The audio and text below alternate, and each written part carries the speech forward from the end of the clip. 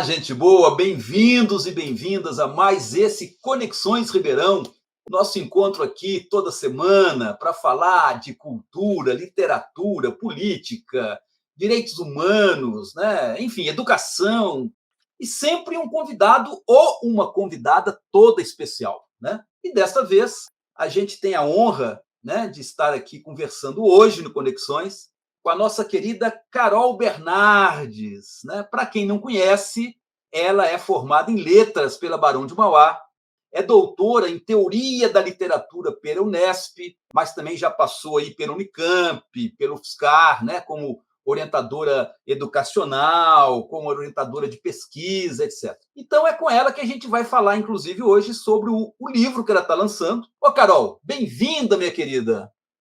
Oi, professor Lages. Estou muito feliz de estar aqui nesse programa tão bonito, tão especial, sempre contemplando tantas coisas interessantes, né, nas suas entrevistas e os entrevistados. Muito obrigada pelo convite. Eu que agradeço, Carol. Olha, vai ser um papo, uma prosa, né, toda especial hoje, né? Ô, Carol, antes de chegar no seu livro, né, eu queria destacar aqui uma coisa que me chamou a atenção, né? Que você criou uma editora familiar, né? Você e suas duas filhas, né? Enfim, criaram a Coré Editora. Eu acho que foi uma solução caseira, como você diz, muito interessante, né? Afinal, uma editora caseira, o que traz de benefícios, né, para escritores aí, escritoras como você, que está entrando nesse campo editorial hoje? Uma editora que eu chamo caseira é justamente porque todo o meu processo com a literatura, ele tem um histórico que envolve o manuseio do livro, né, o processo artesanal, que vem já de muitos anos. Lá em 2002, quando a gente ainda não tinha essa variabilidade aí de tantas editoras independentes que estão de portas abertas para os autores novos, isso a gente não tinha naquela época, e dependíamos, então, de editoras grandes e que não estavam dispostas a abrir as portas para autores novos. Eu comecei a produzir meu primeiro livro de maneira muito artesanal, na impressora de casa, manuseando toda a capa, fazendo todo o processo ali nas mãos mesmo, por isso eu chamo de caseira. Sem depender de uma gráfica ou sem depender de qualquer outro tipo de ajuda externa. E essa pequena editora, essa pequena experiência que eu realizei, ela ficou muito marcada no meu processo como escritora. E a literatura, ela passou a ser, para mim, também uma coisa muito ligada ao manuseio do livro, ao pegar no livro, um aprofundamento muito grande, né, com o texto. É mais do que escrita. Ele vai nas mãos mesmo, né? Ele não fica só no mental. E as minhas meninas, elas já vinham de muito pequenininhas, com os talentos delas já se mostrando, já vinham sendo mostrados desde a infância. E elas sempre participaram dessas coisas. A Bianca, por exemplo, que é a ilustradora da Coré, ela já tinha a característica de que ela seria uma grande desenhista. Então, ela ilustrou com 11 anos o livro infantil, um dos meus livros infantis, ela ilustrou. E a Rebeca sempre com aquele conhecimento tecnológico das máquinas, do computador, etc., sempre dando esse respaldo, né, esse por trás técnico que a gente precisa tanto. Ela já não gosta muito de dar as caras, sabe? Ela é a que fica por trás de tudo. E agora, recentemente, quando eu senti que não estava mais dando conta de lidar com o tempo dos outros, e o tempo masculino, muitas vezes, porque as editoras que eu estava vinculada, elas eram dirigidas por homens, eu senti que era o momento de assumir meu próprio caminho, a direção dos meus processos, e passar mais uma vez a manusear esse livro, né? Só que agora, dependendo de uma gráfica, claro, não foi na impressora caseira. Tivemos um upgrade aí. Ô, Carol, mas o interessante, né, é essa questão que você está destacando já na sua primeira fala aqui no programa, né? A questão da feminilidade. Como que é fazer com que uma editora alcance um público assim muito variado, muito amplo, né? a partir justamente dessa verdadeira essência feminina. O último livro, esse livro que a gente acabou de lançar, que é A Falésia da Árvore de Fogo, ele teve um lançamento muito recente, ele aconteceu agora em dezembro, então a gente ainda está explorando esse terreno dos leitores, aprendendo também como chegar aos leitores, porque todo o processo de edição foi um grande aprendizado para nós. Nós aprendemos a editar um livro fazendo, sem grandes estudos, assim, a gente sentou e falou, vamos fazer. E agora esse processo de chegar aos leitores também é uma experimentação, a gente está aprendendo a fazer. E uma coisa que eu procuro atender é essa característica feminina, que é muito interessante, que é de atender ao tempo interior, atender ao tempo da mulher, como a mulher lida com a temporalidade e com a intuição, com o sentir. Então, quando a gente pensa em editora, livro, escrita, a gente pensa muito no mental, é o intelecto que está atuando.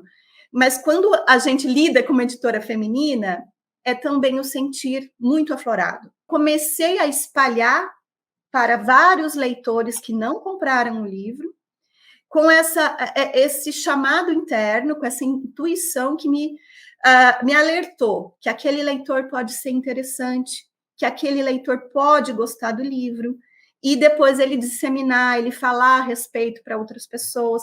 Então, a gente vai testando outras formas que não seja sempre aquela propaganda, aquela coisa muito já desgastada, já muito utilizada pelo que já está por aí, né? O que já ocorre há muito tempo. Então, são tentativas de fazer a literatura chegar, o livro chegar de uma forma mais orgânica. Eu estou observando assim que tudo que gira em torno do livro tem um toque feminino muito forte. Sim. Seja a produção, a editoração, a distribuição, a divulgação, né? Afinal, a Falésia da Árvore de Fogo é alguma coisa assim que nos chama a refletir sobre o feminino na sociedade.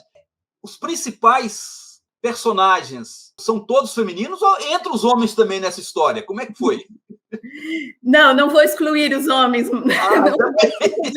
Eu não sou o tipo de mulher que fala, não, homens não, abaixo os homens. Não é dessa maneira. Os homens estão lá então, né? Estão lá, mas eles são bem secundários. Tá bom. Mas, assim, como é que você destaca esses personagens femininos tão fortes no seu livro, né? O livro ele gira em torno de 5 mulheres principais, muito bem marcadas, e elas não existem no mesmo tempo. Elas são de épocas distintas, de séculos distintos. E elas estão convivendo numa mesma cidade. Por não serem da mesma época, elas não vão se encontrar. Então, nós temos a Penélope lá na Grécia Clássica, né? E vamos dizer que na linha do tempo ela é a primeira. Depois a gente tem a Hildegarda, que é do século XII. Nós temos uma outra freira que não tem a vocação de ser freira, e a grande motivação dela é fugir do convento, ela está presa num convento e ela quer sair de lá. É diferente da Hildegarda, que tem a vocação, e ela é ali do século XIX. E nós temos a Corina, que é a personagem, né, do tempo de hoje principal. Vamos dizer que ela é aquela que faz a ligação entre as outras personagens, ela que vai costurando, ela que sai numa viagem, vamos dizer que é uma viagem igual de Odisseu, ela viaja, só que dentro da cidade. Então, eu queria uma cidade fictícia em que eu pudesse colocar todas essas personagens no mesmo cenário, embora elas estejam em épocas diferentes. E a Corina, ela sai viajando pela cidade e, quando ela para no ponto cardeal, ela encontra a Nisha, uma bruxa celta.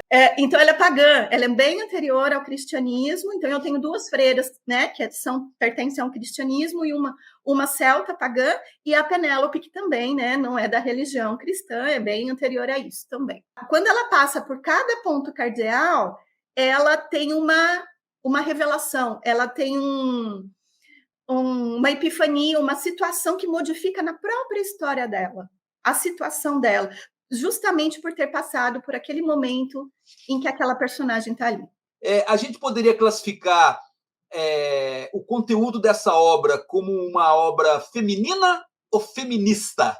Eu diria que é uma obra feminina, não feminista, no sentido corrente que a gente tem hoje, que é histórico e datado, da luta feminina, não seria porque eu não faço esse embasamento histórico e político que nós temos, que é todo um arcabouço, todo um repertório de estudo muito profundo, mas é um feminino em luta. Vamos dizer assim, é um feminino de resistência, é um feminino em busca de sair da sua condição de oprimida, da sua condição de que há um homem sempre presente em todos os lugares,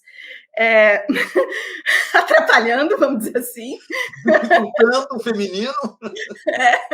Então, tem os encontros masculinos e muitas vezes ele está ali como apoio e ajuda, inclusive, para esse processo.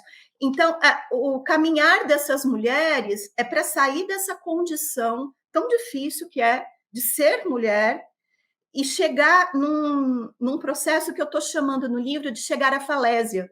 A falésia seria esse galgar de uma caminhada e chegar num topo, num local em que dali de cima eu posso avistar o mar, e o mar é o ambiente masculino das viagens, desse homem que sempre está indo embora e a mulher ficando para trás.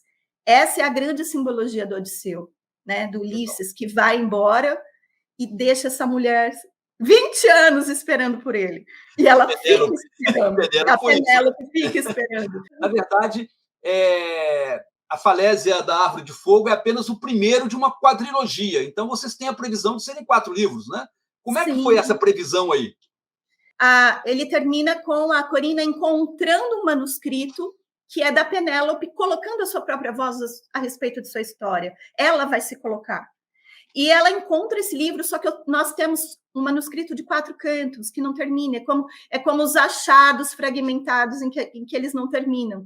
E ela se propõe a continuar essa história da Penélope. Então, o segundo livro, ela vai continuar a história da Penélope.